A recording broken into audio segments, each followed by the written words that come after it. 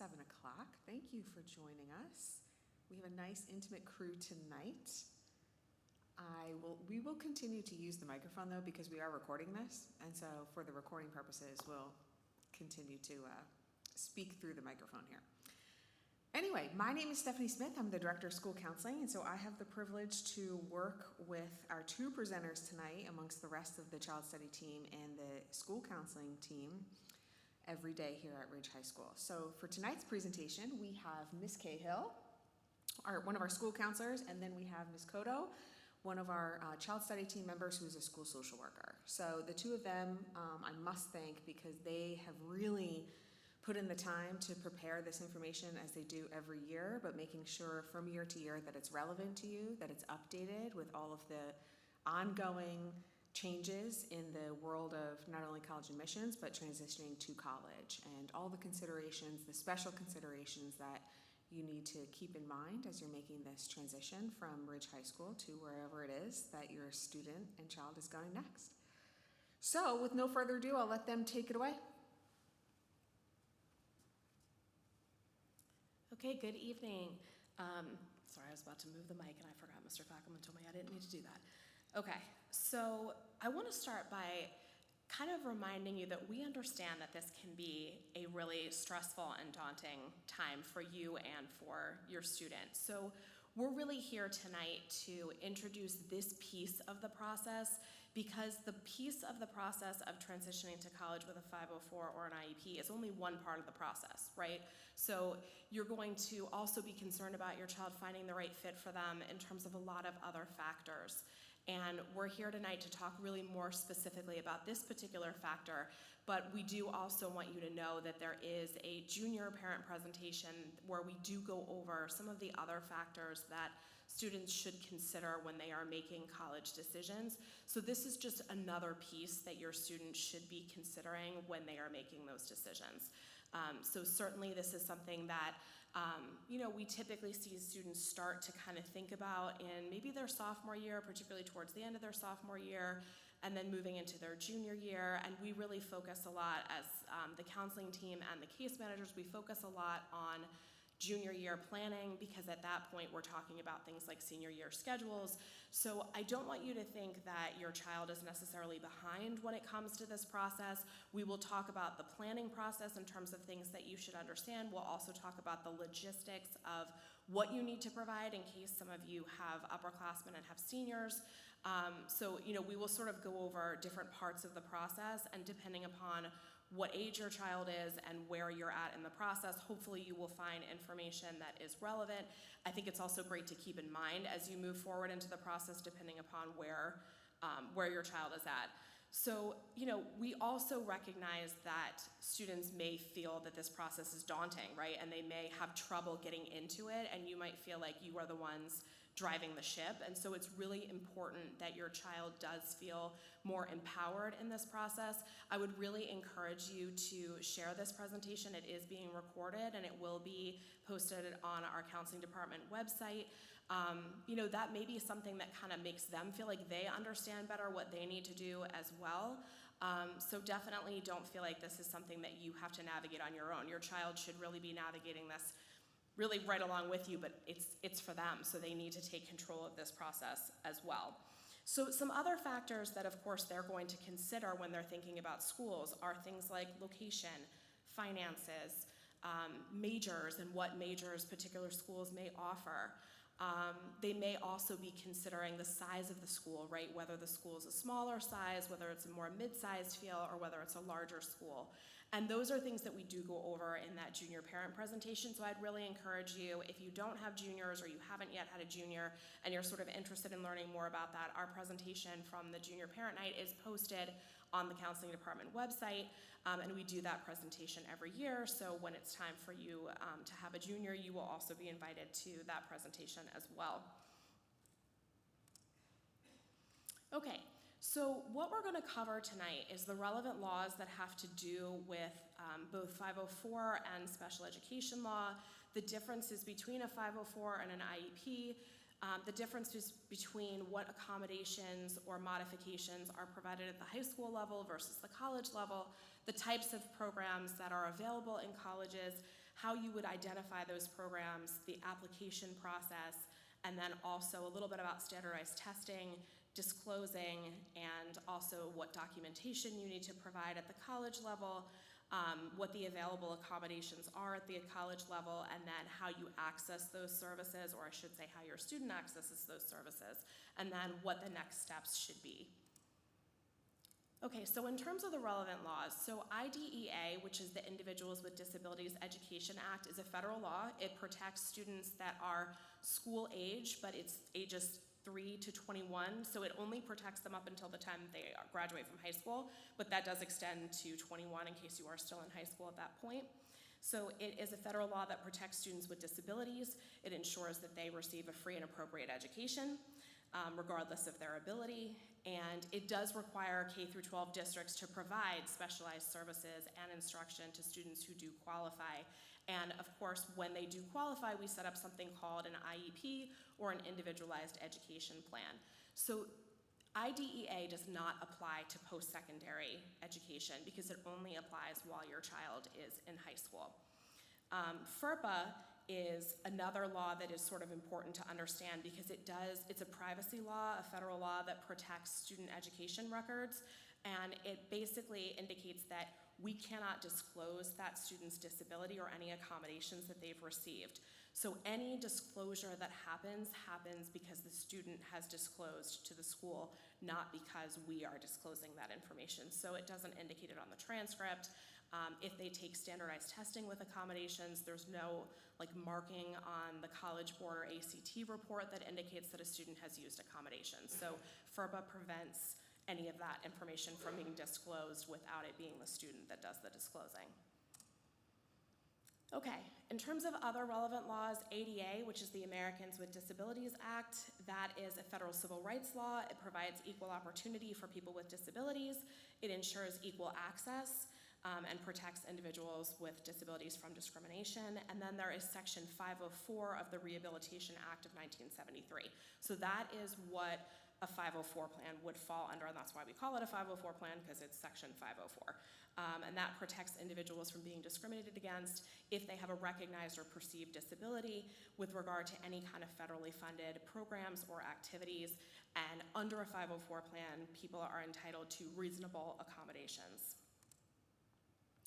This is sort of just a graphic representation of the differences between an IEP and a 504. I'm not going to go over every little thing on the chart because we sort of go over it throughout the process, but I just wanted to make sure that we sort of had a visual. So for students and for parents, you can kind of discern the differences in terms of which law covers what type of plan and what the differences are. So basically, the major difference and the one that is very relevant to this presentation is who is covered by these particular plans. So the IEP, again, covers school-age children up until the age of 21 or until they graduate from high school. 504 protections extend beyond high school. So that's sort of the most important takeaway from this presentation, is that there is a difference in terms of whether one plan sort of moves with you or not. Okay, so in terms of the differences in services provided, in the category on your left, the modifications, this is something that can be done in an IEP. It's not always done in an IEP. Sometimes students only need accommodations. They don't need modifications. Basically, a modification is kind of what it sounds like. We're actually modifying the curriculum potentially in order to be appropriate for a particular learner. So we can actually change the content that the student is required to master based upon what we see their skill and ability level being.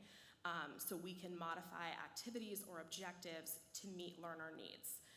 So examples of this would be things like reducing the complexity of the content that is covered in a particular course, or providing alternative materials to students.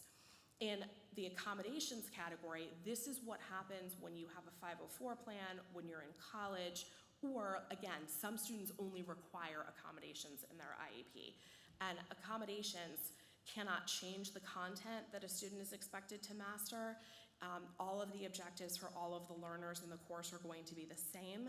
So examples of these types of accommodations are extended time, or if you have an issue with your eyesight, braille or large print materials, if you have an issue with hearing or any other disability that might impact needing assistive technology, those would be the types of things, speech to text, text to speech. Those are examples of accommodations. Okay, so in terms of support in college, neither IEPs nor 504 plans directly carry over. So meaning that like you don't go to a college and just present them with a piece of paper that you had in high school and they're like, oh cool, thanks, like that's what we'll do here. It doesn't really work that way. However, an IEP truly ends when you graduate from high school. A 504 plan can carry over afterwards, but the language of the plan and what the accommodations might look like will potentially be very different than they were in high school. So in order for students to receive support in college, what's very important is that they do have to self-identify as a student having a disability at some point during the process. And they'll have to initiate the process to apply for accommodations. There are specific deadlines for each college, so the student will have to follow the deadlines for that school and follow the process for that school. And we'll go over that a little bit more later on in the presentation. That's typically outlined for them in the Office of Disability Services, or whatever they call that office. There's about 100 million names that they've come up with to describe the Office of Disability Services, but whatever that office may be, they will have a website and they will provide the student with the deadlines and the process to apply. However, that process may happen at the same time as they're applying for college. So it's very important that they've looked at that site before they do their application to the college, because that deadline actually could be the same deadline as the application deadline. So it is really important. That's why this is a component of the search process, right? Because you kind of need to understand not only what services that school provides, but how to access those services and when. And then the student will also have to provide needed documentation. We'll go over that more specifically later in the presentation. So ADA requires colleges to provide students with access to programs. They do not require basically more than that, and they're not required to provide enough accommodations to make students as successful as their peers. So it is important to note that many of the accommodations that happen on the college level are less significant than what some students have been receiving in high school. And it will be up to that particular school to determine what accommodations, A, that they have access to in terms of things that they can provide, and B, what they'll provide to that student based on the documentation that that student has provided to the school.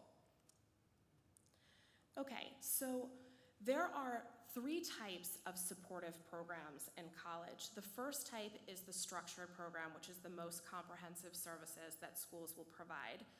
Then coordinated services, which are less comprehensive, but still more comprehensive than just providing services. So the services category is the least comprehensive. Every school has services for students, right? They have a tutoring center, bless you. They have a tutoring center, they have a writing center, they may have student tutoring. Every school basically provides that. So that is what's considered to be services. So let's go over each one individually. So structured programs, again, are the most comprehensive. The staff are typically certified in learning disabilities and special services, and the staff and the student are very involved together in providing structured plans to meet that student's needs. So they'll be working more one-on-one with someone who almost seems a little bit like a case manager, but at the college level. They typically draw up a contract detailing what the students are required to do and what responsibilities they will have in the process, and then they will also develop a plan for any specific courses or remedial services that that student may need before they enter traditional college courses. So for example, if a student particularly struggles with math, for example, they may have several courses they're required to take that are actually not counted towards their major, but that they're required to take to remediate those types of skills before they get to the more general math course that is going to be counted for their major. Same thing with, English language arts. There may be courses that they are going to take, writing courses, for example, to help them with skills before they get to the point where they are taking that English language arts course for graduation purposes. And again, a separate application to these types of programs is typically required. So when I said before, you gotta make sure if there is a separate application and when the deadline is, typically structured programs are the ones that will definitely have a separate application for students to fill out. And the timeline for that application, again, is determined by that particular school. There may be additional fees for structured programs, so that's something to ask about as you are touring programs and getting more information. And typically these types of programs are most appropriate for students who have required more significant assistance during high school and more significant modifications or accommodations in high school. Coordinated services, on the other hand, are less comprehensive than the structured programs. So these are things like maybe some specific skills courses or remedial courses, but again, less of that sort of one-on-one student with specific person contact, probably not things like a contract, probably not as specific of a structured program as what you will have in the other type of program that I described. This is more of, here are the services that we have available to you, here are the myriad of things that we're willing to do for you based on what testing you've provided or what medical documentation you've provided. But typically those students in coordinated services programs are better able to navigate the whole process on their own. They don't need as much help from someone in the Office of Special Services to coordinate with their professors, for example. So this is more appropriate for students who have received some modifications or accommodations in high school on an as-needed basis. And as your student grows through freshman year to senior year, you're also going to see that we purposefully pull back any services that we don't feel like they really absolutely rely on, so that way they can start to do more of that as-needed basis services, so that they get more used to what atmosphere they're more likely to have in a college setting. And then the last category, like I mentioned before, is services. So this is, again, the least comprehensive category. They are complying with federal mandates to provide reasonable accommodations to students who are found eligible. This is going to be most appropriate for students who require minimum accommodations, who are also likely to seek out their own accommodations, things like the writing center, things like tutoring, for example. It doesn't mean that you can't get things like extended time or things like that in these types of programs, but again, that would be specific to that particular student, and then they will also just have a breadth of services that they really have for any student that your student would have to go and seek out. So these are some examples of colleges that have structured versus coordinated programs. I always say things are really subject to change because schools could decide to either have a program that they haven't had before, collapse a program that they had prior, but this just gives you some idea of some of the schools that have had structured programs and coordinated programs in this past year. And by the way, this will be posted, so don't feel the need to jot all this down. Okay, so in terms of the student role in the process, as I mentioned before, the student role in the process is extremely important because it is going to be so important for them to know and understand what their particular needs are, because they're going to be asked these types of questions potentially by someone in the Office of Disability Services. There could be an interview component when the student goes to meet with someone in the Office of Disability Services. They may need in their application to indicate the answer to some of these questions. So it's really important that your student can explain their disability or their medical condition in plain language, that they understand what it is, that they understand its impact on their learning or other areas of functioning and can describe that to others, and that they can describe the accommodations that have been helpful or necessary to them in high school, and that they can list the accommodations and supports that they're currently using. So they really have to have a firm understanding of what's in their plan and what they use it for and why it's been really helpful to them. The more of a clear understanding that they have of their needs, the more likely they are to choose a college that has appropriate support for them.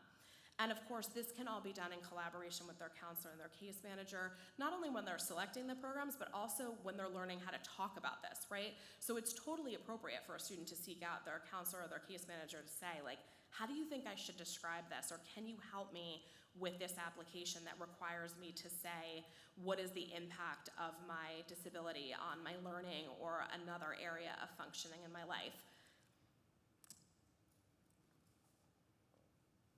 Okay, so I'm gonna pass this on to Mrs. Koto, and she's gonna go through the rest of the slides with you. And Please feel free to jump in, Marguerite, because I'd also like to give you some examples. We're really fortunate that so many students come back to visit us and kind of tell us what works, what doesn't work. And so we want you to keep in mind that we understand there's so many categories, right? We've had students go off to college with dyslexia, and they've gotten accommodations and support and help at the college level because they have dyslexia. We understand that there's students with maybe ADD or ADHD, and they need maybe a whole different set of services of support. We've had a lot more colleges now are offering services and support for students with anxiety, depression, autism.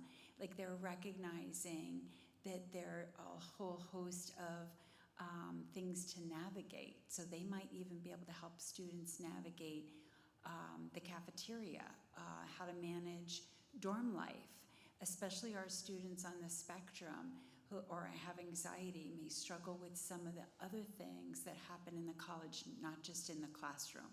So keep in mind we recognize that there's such a whole host of types of different circumstances for each and every student.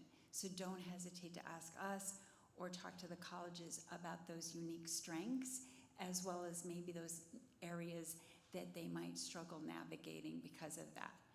And colleges have made, I think, a lot of progress over the last, 20, 30 years of recognizing and trying to support students in really unique ways. So just to kind of come back, also, even before I go on to how to evaluate a program, I want to give you a few examples. Say, for example, when you go to apply, if you're applying to a Fairleigh Dickinson or a Marist, they typically want you to apply to the college, to the major, and to their supportive services all at the same time. So those are kind of unique. There's a few schools that want you to do it all at the same time. 3 separate applications, but they want to do it as part of the initial process in the fall of their senior year. Whereas most schools don't expect you to apply till much, much later, maybe at the very end of senior year, once you've done all the research, you've gotten accepted, or you've decided where you're going. So, like a Rutgers or Raritan Valley Community College or University of Delaware, they're not expecting you to apply to services until after you've already registered with their school and you've been accepted. So that's kind of just interesting to notice. And these are the kinds of things that when you're going through the process and you've narrowed down a couple schools, you can ask those questions to make sure you're prepared to do those steps, like you said, in the deadlines required. So now we go, how do you evaluate a program? Most students, when they go on a college tour, they may sign up for an informational session, they may sign up for a student tour, and if they feel comfortable, I think you do have to gauge what their comfort level is. If they feel comfortable, maybe see if they'd also be willing to stop by the Office of Disability or Supportive Services to kind of meet those people and get a feel. I know Fairleigh Dickinson sometimes offers an open house. Their Fairleigh Dickinson's program is called the Regional Center. Arizona's program is called the SALT program. So like Marguerite said, a lot of the colleges have different names for their programs, but in general, they're offering supportive services. So if you can, stop by to meet the staff, find out maybe what kind of training they have, what are their main roles of the staff that are there, what types of accommodations are typically provided. You can get a general sense. They might even be willing to review a list of typical accommodations. Are there any fees associated with utilizing the services? How many students typically receive the services through this office? And do they provide information about the graduation rate and or retention rate for students who apply for services at their office? You can also examine their general academic support. So once again, remember, first of all, your student is a student of that college. That's important. They're a student of that college. So they should know that they can access all of the supports that anyone can access. They can access the professor's office hours, a writing lab, a math lab. They might be able to access a tutoring center that's open to everyone, versus also see what kinds of supports they need that maybe they need extended time on assessments, or they need a quiet environment to take a test. So you really want to know how they can actually receive supports at overall as in the school as well as in the unique department. So the application process. So now you've done the research, you're looking at different colleges, you are deciding which colleges you want to, apply to, and students can then submit the application to the college. They may need to submit that separate application, and this is where I mentioned about the Fairleigh Dickinson and Marist. Those are two unique programs. I think Landmark and Beacon are also where you have to apply for services at the same time you apply for the college. But probably about 80% or more of the colleges you don't apply till services till after you've decided where you're going to go. But the deadlines do vary, so just check with each school. And then the documentation that's required. So now you've applied to the service, you've probably clicked on. Sometimes they want you to do a student interview so they can get to know you as a student. And then so if you have a category of a learning disability or ADHD, they usually want educational evaluations with specific diagnosis, including your test scores, and a list of the accommodations that you've maybe used while you were in high school, and then the psychological evaluation with specific diagnosis, including test scores. For students at our school who have a learning disability or ADHD, typically during junior or senior year, we do offer the option to do updated testing through our department. The colleges usually want the testing done when their students are 16 or older, and they want the adult version of the tests. So that's something typically you could talk to your case manager about in that piece. Usually our testing is usually good for about 3 to 5 years. So it's good to know that, if you have the testing, hang on to it in case they need it for any reason. The next part is a student with a chronic medical condition, and we realize there may be some students may meet several categories. So with the chronic medical condition, they want a medical note from a physician, and that's usually good for 1 year. So you want to make sure senior year you have that updated documentation that's current with that doctor, and has, once again, lists very brief the diagnosis, how long they've known maybe the student, and what they are recommending. And then the last part is psychiatric and psychological conditions, like we mentioned, anxiety, depression, bipolar disorder, a variety of conditions. And then you want to have that psychiatrist or psychologist or social worker have that documentation and also list those accommodations. And like I said, it can be accommodations that could be impacting them in a variety of environments, maybe housing, maybe testing environment, maybe something within the classroom. Also, with standardized test accommodations are granted at the discretion of College Board or ACT. So through the 504 or the IEP, your counselor or case manager can talk with you about what types of accommodations can be considered that they're currently actively using, and help you walk through that process of how to apply.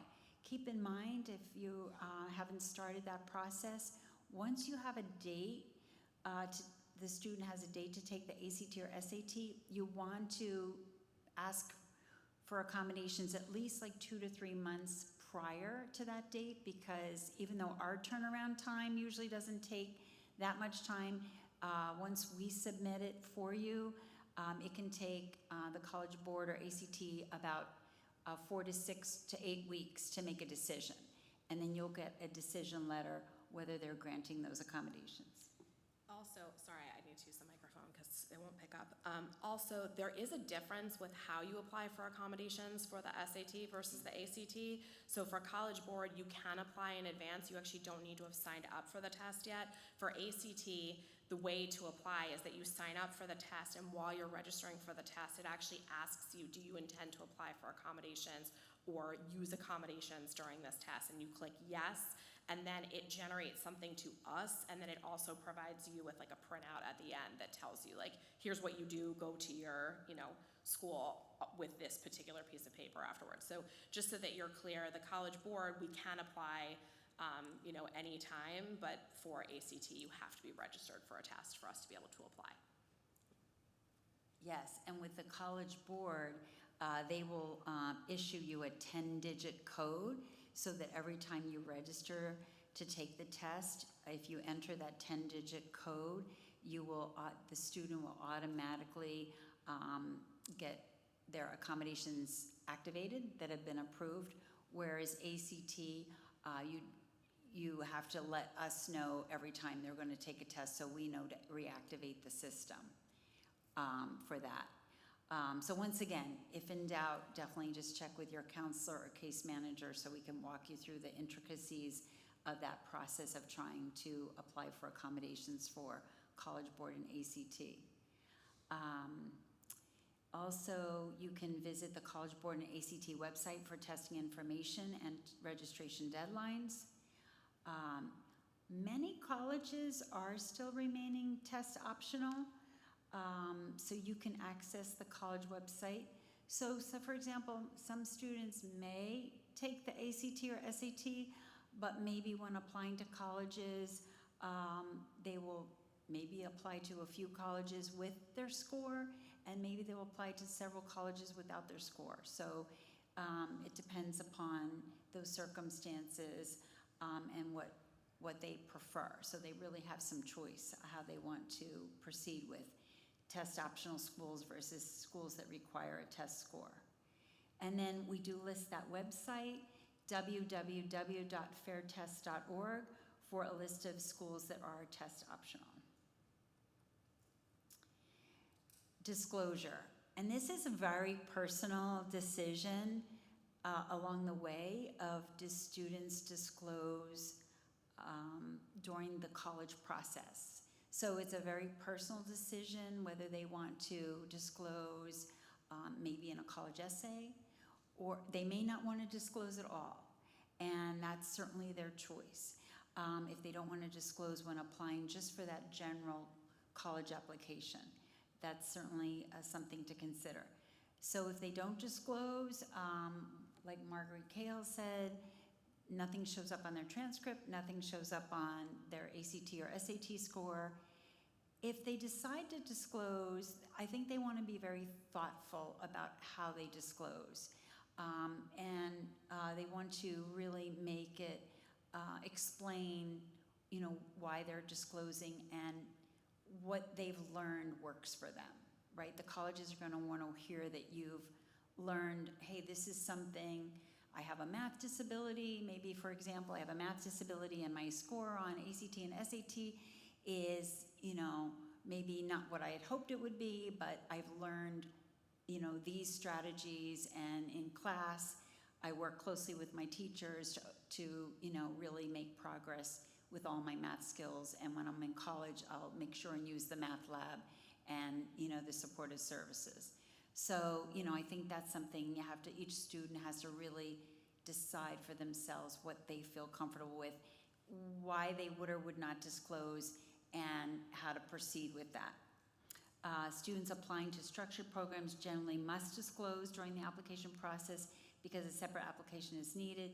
Students should discuss this topic once again with their counselor, the case manager, their parents during the college process so they can really make a good decision. Go ahead, Ruth. Yeah, I wanted to mention, so, as a counselor, I have students ask me sometimes, like, should I write about a disability in my college essay, for example? And there are actually 2 places in the college application that a student may be able to share this information and provide like some anecdotal information for a school. And actually the college essay is my least favorite place for them to do it, because to me the college essay is a place where they can really kind of showcase like who they are as a person, what their interests are. Whereas there's a question on the common application, for example, that asks students if there's anything that may have disrupted or impacted their learning experience during high school. It was originally designed a few years ago to apply to COVID, but they're actually changing the question for next year and making it a more sort of generic question that anyone can provide an answer to. And that would actually be my preference of a place for a student to talk about that type of experience, because then it still allows them to use their college essay to kind of talk about who they are. Because again, this is sort of one component of who they are, right? It does impact who they are, and probably very significantly for some students, but I do think it's nice when they can take that opportunity to really showcase who they are as a person in their essay, and then utilize that question to answer maybe how a disability has impacted them. Or, for example, I had a student a few years ago who chose to disclose in this particular question and talked about how they were actually diagnosed midway through high school, and so it actually was like so obvious on their transcript. You could see that freshman and sophomore year looked totally different from their junior year and from their first marking period of senior year grades. So that also kind of helped to explain something that otherwise, as a college admissions counselor, they might have looked at and wondered like, oof, like what happened in freshman and sophomore year? But there was something significant that happened between sophomore year and junior year. So sometimes that's a way that they can explain something. I would agree with Trisha that you have to be careful about why you decide to disclose. You don't necessarily want to use disclosure as a way to highlight a weakness, more the idea of like, how do I talk about maybe some compensatory strategies that I've learned to use, how I've worked through the fact that I have had this difficulty. And again, if there's something in my transcript that particularly stands out, something that is a particular weakness that maybe I know they're going to see it anyway, I might as well try to explain why it is that they're going to see that. Thankfully with test scores, at least at the moment, we don't really have to worry as much about that, because really students can find a ton of schools that are still test optional, so they don't necessarily have to just even submit scores. But the transcript, again, if there's something they want to explain, this may be a place for them to do it.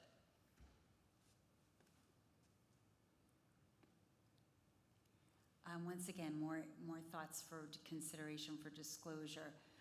Schools cannot deny admission to students solely because they have disclosed a disability.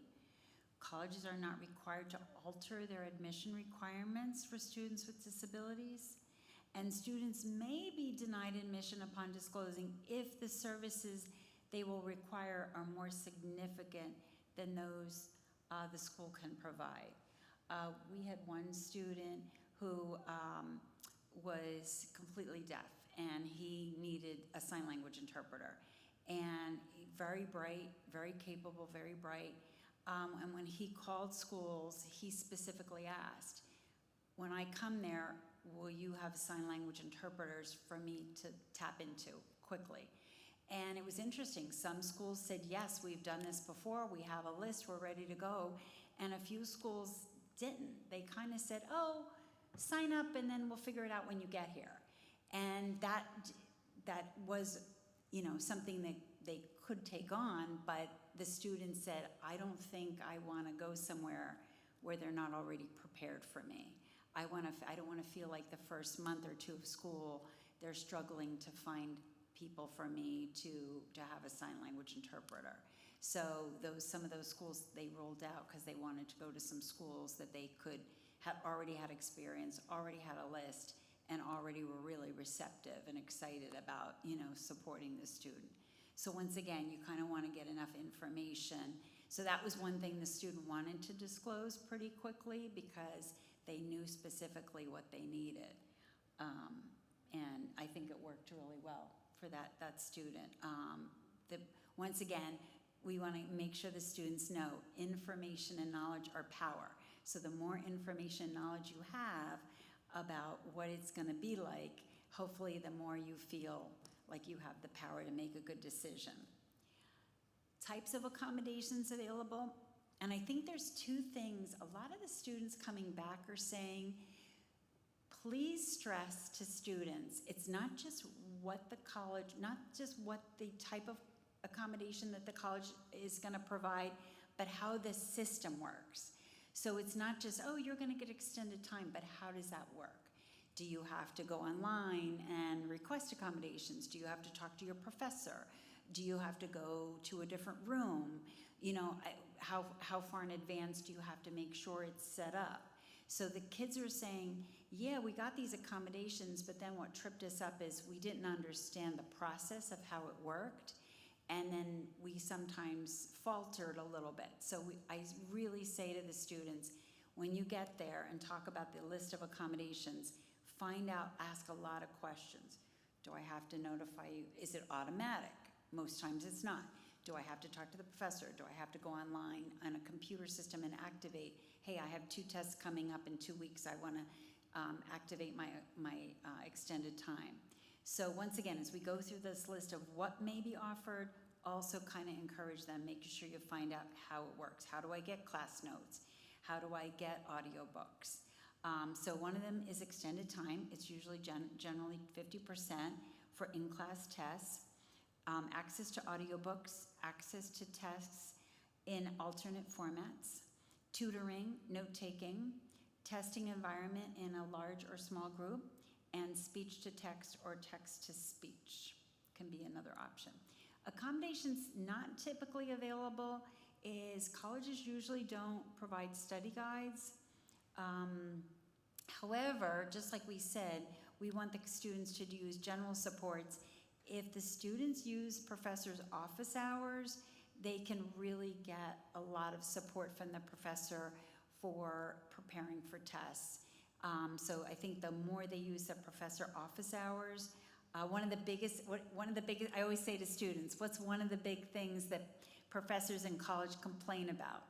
And the professors in college complain that nobody comes to office hours, or by the time they come, it's too little too late. And they're paid to be there, and they want to help the students.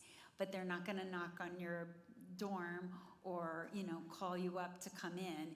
The student has to be the one to say, I'm here, I'm going to show up. I even encourage students, go meet your professor the first week of school in their office hours and just say hi. I've had students come back and say, hey, I got really friendly with a professor really early on. We chit-chatted about some common interests, and they found an internship for me, or they asked me to get involved with a research project. So also using those networking skills is really important for the students. They typically won't provide 100% extended time or more for exams, although I did have a student at Kutztown that did get that, but that's pretty rare. Alternative format exams, they usually don't give like a take-home test if everyone is taking the test in the classroom. They won't change it from an essay to multiple choice or vice versa. It is kind of a standard test for all. They typically won't let you do oral exams if it's a written exam, and they won't let you do projects instead of papers.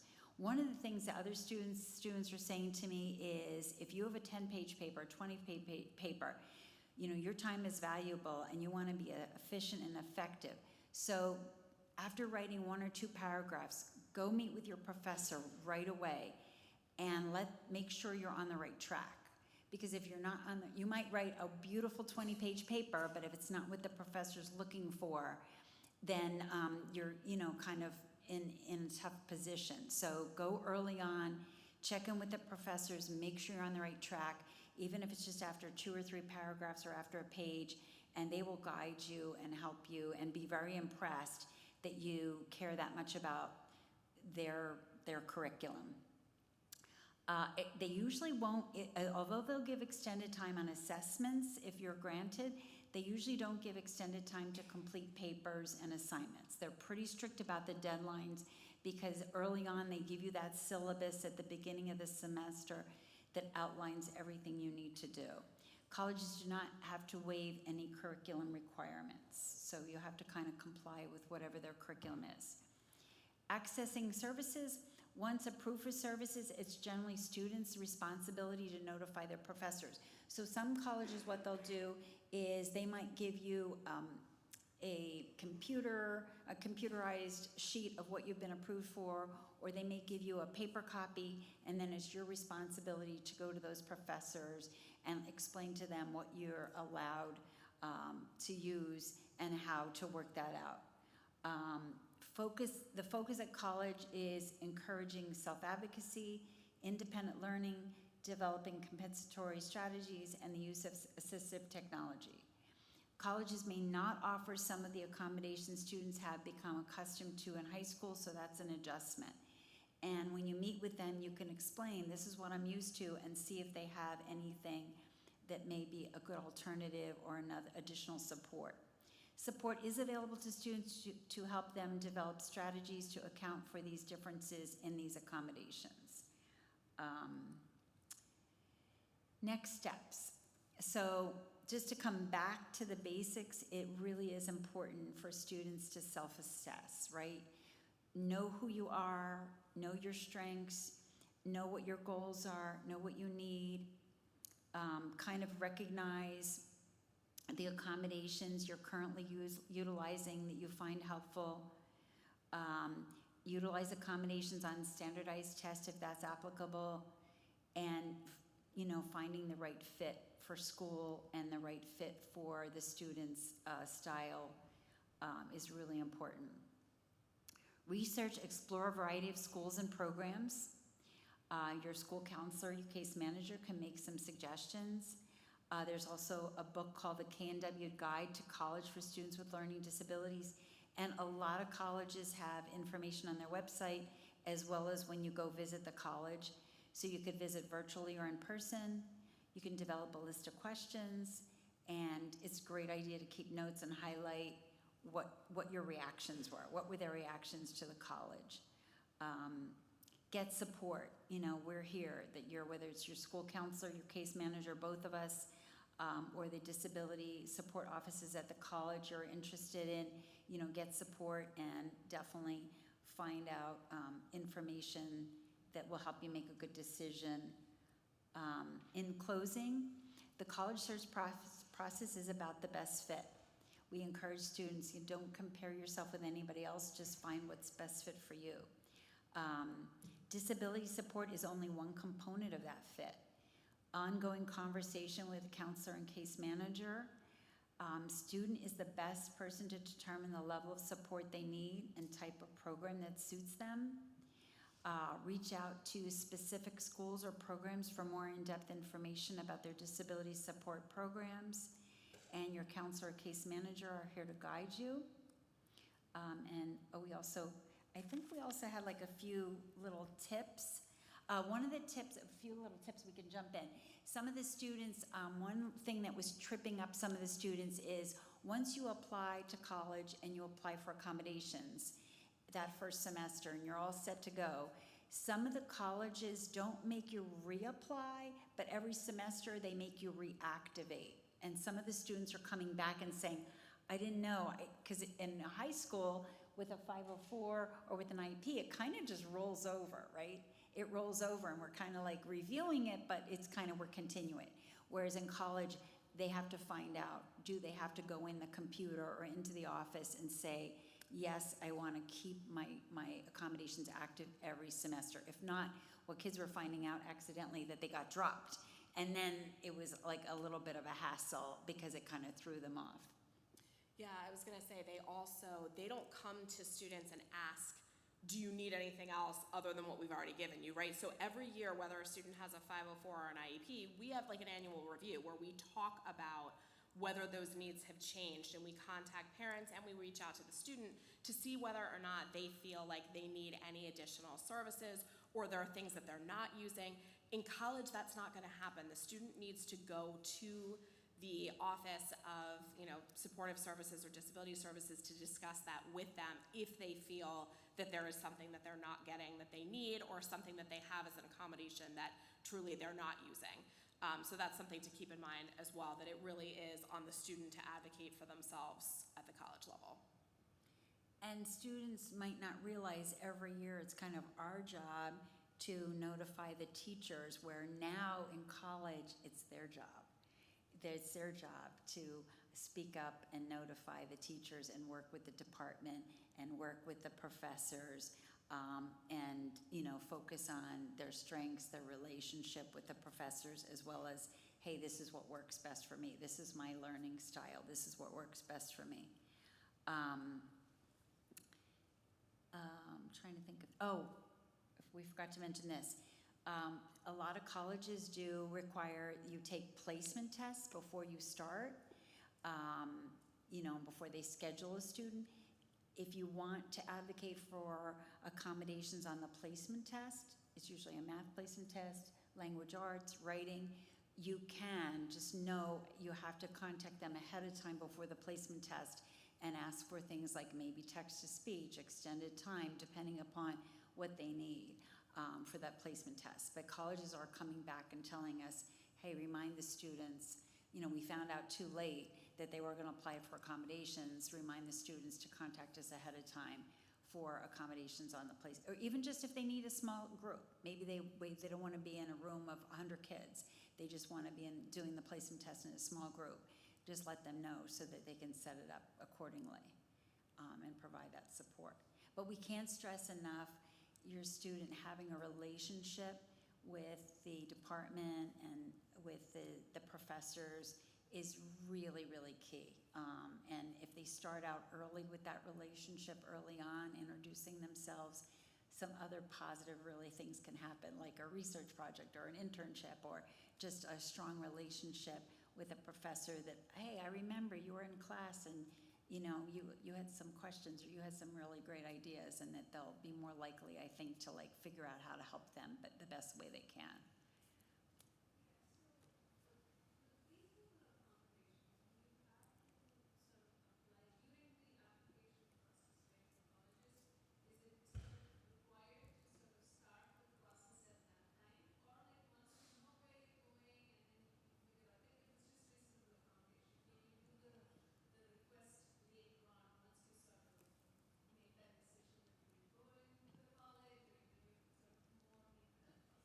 So the question is, when, I'll repeat the question, when do you apply for accommodations? Do you put,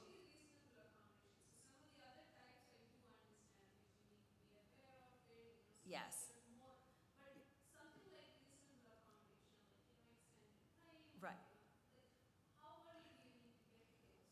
Typically, I would say 80 or 90% of the colleges, you're not applying for those accommodations till after you've decided which college you're going to, and you've already been accepted and you've given your deposit, and then you apply. So usually we're talking maybe May or June or July of senior year. Like that's when you want to apply. I encourage students to apply in May or June, just because we're still around if you need our help. You know, this summer it might be harder to get a hold of someone, so if you apply in May or June. There are a few colleges, like we mentioned, there's a small percentage of colleges like we mentioned, such as Fairleigh Dickinson, Marist, where they want you to apply the same time in the fall to their department. But majority, you don't apply till after you've decided where, you get your acceptance letters. We all hope that the kids get their acceptance letters. And then once they decide where they're going to go and give them their deposit, then they can apply to services. I would do that research though ahead of time for the student who's putting together a list. So, hopefully it's a manageable number of schools and you can do a little bit of research about the timeline for disability services, just so that way, the students are clear, because it could be very close to that May 1st deadline, and it is important then that they are aware of when that's due, because again, it may not be a matter of just simply like sending a one-page document. Like you can't just provide a 504 plan or just the text of your IEP. You have to have that documentation. You have to have updated documentation, and if they want anything additional, you could miss a deadline if you don't have that information ahead of time compiled. So I'd make sure that research is done beforehand. I did just want to mention, we do have a mic over here, so if anyone has a question, it will be easier to hear if you go up to the mic. Also, I would stress that any questions that you have, you keep them pretty general because we are recording the presentation. In terms of any questions that you have that are specific to your child, we can certainly answer those questions. Your individual case manager or counselor can certainly work with you on those questions. So it's great to sort of jot down any questions that you may have that are really specific to you and contact your child's individual case manager or counselor with those types of questions. Before we go to the question section, I also wanted to mention, I think there are two top things that as a counselor, when kids come back, they say to me, this was a big adjustment. One of them is midterms and finals, because that is something that we have not had at Ridge for quite a long time. We actually used to, but we don't have them anymore. They're not typically used to taking a test with quite that much information. And of course, at the college process, you have semesters, right? So things are moving pretty quickly. You're not taking year-long classes. You're taking semester-long classes with a midterm and a final exam. So students do kind of get a little tripped up by those. What they can do is actually go and talk to like the tutoring services about even helping them to make a study plan. So it doesn't just have to be tutoring for one particular subject. Sometimes they'll actually help them with coming up with like their study plan of like, okay, I have midterms on these dates or finals on these dates. Like, how do I figure out when to start studying and how to move from one subject to another? So that's something that I think can be really helpful to coordinate. And then the other thing that I have also heard students say is large papers where like you're just kind of given this information on a syllabus and it's like, here's this paper that you have to do and here's the deadline. And they're like, sometimes like big assignments like that with like deadlines that are like weeks and weeks off, like how do I know I'm not gonna wait until like 2 days before to do this paper? So one of the suggestions that I've given students is count back in your timeline, like here's when your due date is, and say to yourself like, okay, maybe I wanna have like my thesis statement by this date and I'm gonna go to the writing center and I'm gonna have them check it and see if I'm on the right track. Or to your professor's office hours, either one. But you can actually set up appointments with the writing center ahead of time. So you could go in, log in, set up your appointments, and actually have yourself like set reminders about your appointments, which makes you be like, ooh, I have that appointment with the writing center. I better have a thesis statement by like tomorrow afternoon. So it actually gets you moving on something that you might otherwise be like, it's not due for another 6 weeks. It's really easy for them to put things off if it's not something that is more of like in their face. And in high school, they're more used to, here's my homework that is due tomorrow, right? They're not necessarily used to, here's a paper that's due in 6 weeks, and there's not gonna be even a lot of discussion about it in class. It's like, here's all the information you need to know in the syllabus, like have a nice time writing your paper. So that is something to really consider mentioning to your student, like maybe you wanna make like some dates with the writing center basically and give yourself like those requirements of like, I'm gonna have a full rough draft or I'm gonna have the first page written. So that way they really do stay on track and then they feel good about it because they know that they're like doing something and that it's well done and that if it needs work then they can also like do that work that they need to do and maybe even make additional appointments. But that is very helpful a lot of times for students with dealing with long-term papers. I also think the syllabus, they're not used to. Oh yes, yeah, the syllabus, the idea, yes. Syllabus. Although we do actually have them here. I don't know how much students are actually relying on them, and I say that as a parent of one person who's graduated and another one who's still here. Sometimes I'm like, how did you not know you had a test? We had no idea, they didn't tell us until like yesterday. Come on. And they did. I mean, there was something that was written, but they don't always look at that. There is usually a learning plan where it actually does tell them when the dates are coming up for assessments. So encourage your students to start using those now because that is how they're going to rely upon when their exam dates are and when their papers are due and when projects are due in college, is they will be relying on that syllabus. So it's good to get used to that early on. If anyone has any questions, feel free to go over. The reason, like I said, that we look to have you mic'd is it's just easier for us to hear you and then easier so that we don't have to repeat the question. I'm loud. Okay, we got you. I was just wondering, like, in terms of applying for financial aid for college, do we do that through their guidance counselor or through their case manager? So, like, where can we find the resources to apply for financial aid? Okay, so financial aid is definitely a different part of the process. So financial aid has become a little bit different in the last 2 years. So initially you would apply for financial aid in October of your child's senior year, and you would be using what we call prior year information. So in other words, if it is October of 2025, you are using 23 taxes for that application. Now they've actually pushed financial aid to being December. Whether or not that will go back, depending upon what age your child is and when you're applying for financial aid, remains to be seen. But at the moment, the application has been available in December. Typically, the applications are due to college in February, but that is like an estimated date because every school comes up with their own deadline for financial aid. But typically, the FAFSA is due for most schools by at least February 15th. If a student is applying early decision, they actually might have to have their information in a little bit sooner, so it's important to make sure that you're following their internal deadlines. And then to answer your question, who do they go to for help with that? So certainly they can ask us.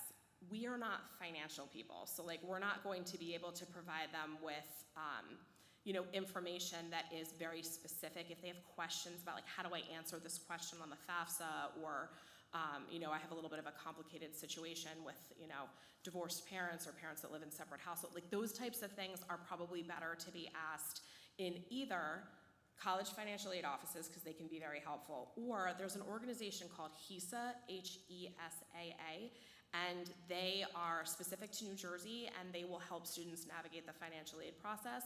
They have online supports. They have like little courses that you can register for. You can call them with questions. They are extraordinarily helpful. So, and I call them often when I have a student who comes in with a question that I haven't heard before, which after 18 years still happens pretty much daily. So I would really encourage you to use HESA's website, and also, like I said, to call them if you have a question, because they are definitely the experts on that process. But again, it's typically the student's senior year, either October previously or currently December, that you'd be applying for financial aid. Thank you. Sure. Any other questions? Yeah. FERPA covers any academic records, which would include, standardized test scores, So transcripts, anything that's here, student records of any type is covered by FERPA. So if a student gets, say, extended time in SAT or ACT, the only thing colleges will see will the test date and the scores. That's it. And the same with the transcript. That it's nothing will, provide disclosure about their disability. Even like letters of recommendation, for example. So if a student wants someone to disclose information about a disability, we actually need students to sign off on that. And if the student is under 18, the parent would also need to sign off on that as well. Yeah, to protect the student. And the other thing I feel like I can't stress enough, to really help your student is when they apply for services, just make sure you help them know it's not just what they receive, but how does the system work. That seems to be what the kids are coming back and saying. It's not just, oh, I'm going to get extended time, yay, and they just think, poof, it's going to magically happen. And it's a lot, right? All students are still trying to figure out how life works, right? All the nitty-gritty things about how life works, they're all trying to find their way. So, you kind of have to really say, yeah, you're going to extend the time, but you have to do A, B, and C to make that happen. And this is how it works. Because I think if they don't ask those questions, that's where, I think a lot of miscommunication comes into play, or frustration comes into play, because then they feel like no one's helping them. I think the other thing that we can't stress enough is that as parents, your role is to help them learn how to figure these things out. Because when they get there, if they're never used to troubleshooting those types of things and figuring out okay, how do I do this? They're gonna call you every 5 minutes and say, I don't know how to do this, I don't know how to do that, and you're gonna lose your mind. So it's really helpful if you can get them to start doing those types of things now, right? So if they say to you, I have no idea if I have an English quiz on Tuesday or if I don't, and you're like, okay, well, how could you figure that out? I don't know, let's work through this. Who would know the answer to that question? Maybe some of your classmates. Maybe you just even directly email your teacher and you ask that question. Or things like, how am I gonna use my 50% extended time? Like, I don't have a study hall today. Like, I don't know how I'm gonna do this. Like, okay, well, how have you done it in the past? Has your teacher said anything about like how you should contact them to ask about this? Is there like a testing room? Like, just things that like you can sort of walk them through, because otherwise I do notice that senior year, there becomes a small amount of panic for kids when they realize like, I have to go select classes. I had a kid come to me today. He had to select his college orientation date. And he was literally trying to figure out in his life, like when he could go, that it wasn't disrupting something else that he had to do. And he's like, I know this sounds ridiculous, but can I like sit here with you and figure out like which date to pick? And I'm like, of course. So I'm literally asking him questions like, okay, but like you have sports, like you have lacrosse, like when does lacrosse end? He's like, oh God, good point. And so like we're looking at what his calendar looks like. And then I said to him, do you want to check with your parents just to make sure there's nothing on their calendar? Because like y'all have to go there together. This is like a big thing. And he's like, good point. So, I mean, there's just things that like sometimes you don't think about that they're not used to navigating.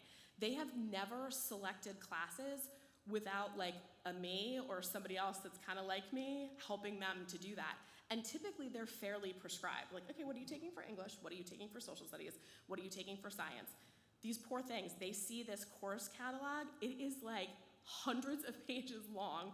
They have no idea what they're doing, but they figure it out.